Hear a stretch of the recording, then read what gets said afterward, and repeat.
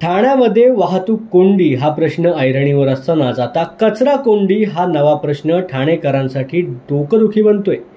ठाण्यामधील कचरा कोंडीची समस्या सोडवण्यासाठी ठाणे शहरामधील कचरा हा भिवंडी तालुक्यामधील पडघा नजीकच्या आतकोली गावच्या हद्दीमध्ये शासनाने दिलेल्या डम्पिंग ग्राउंडवर टाकायला सुरुवात झाली।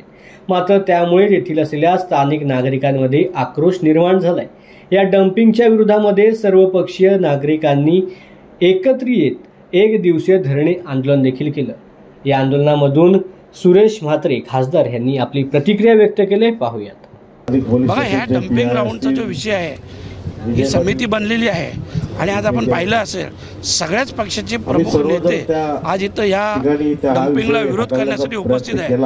आणि त्याच्यामुळं आपण पाहिलं असेल आमच्या माता भगिनी देखील आहेत, शाळेचे विद्यार्थी देखील आहेत, काही दिवसांनी मंडळी देखील आहेत, तरुण मंडळी देखील आहेत। आणि म्हणूनच या डम्पिंगला, कारण शेवटी इथल्या या पंचक्रोशीतील लोकांचा आरोग्याचा देखील विषय आहे। भिवंडीसारखं शहर, भिवंडीसारखं ग्रामीण भाग आपण पाहत असाल डेव्हलपमेंटमध्ये आज खूप मोठ्या प्रमाणात प्रगती करत आहेत।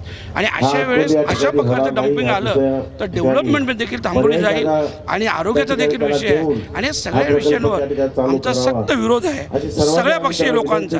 आणि म्हणून हे डम्पिंग ग्राउंड हे हटवलं जाईल आणि हटवण्यासाठी आम्ही हे आंदोलन उद्या आणखी तीव्र करायला लागलं तरी चालेल। सगळ्यात पहिले तर उपमुख्यमंत्री पालकमंत्री एकनाथ शिंदे साहेबांची भेट घेणार आहोत। त्यांनी अगोदर शब्द देखील दिलेला आहे आणि म्हणून त्यांची भेट झाल्यानंतर पुढची दिशाही ठरवली जाईल। या डम्पिंग ग्राउंडचा विषय हा गंभीर असून त्यासाठी आता समिती बनवण्यात आली। वेगवेगळ्या पक्षाचे प्रमुख नेते या डम्पिंग ग्राउंडच्या विरोधामध्ये जमा झाले।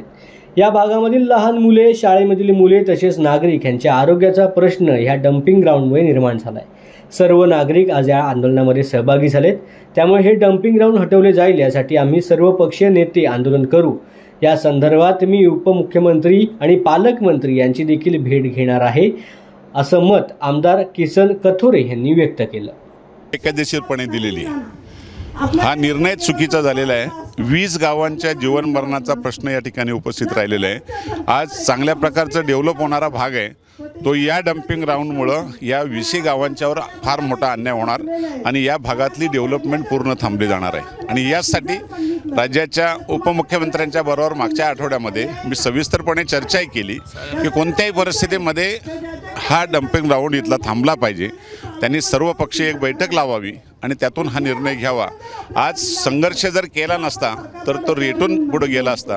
प्रदूषण नियामक मंडळाची सुद्धा त्याला NOC नाही, कुठल्याही प्रोसिजर पूर्ण नाहीत आणि तशाच प्रकारचं काम सुरू केलं असेल तर रस्त्यावर आल्याशिवाय जनतेला पर्याय नाही। आणि म्हणून आज जनतेने या ठिकाणी आंदोलन केलं।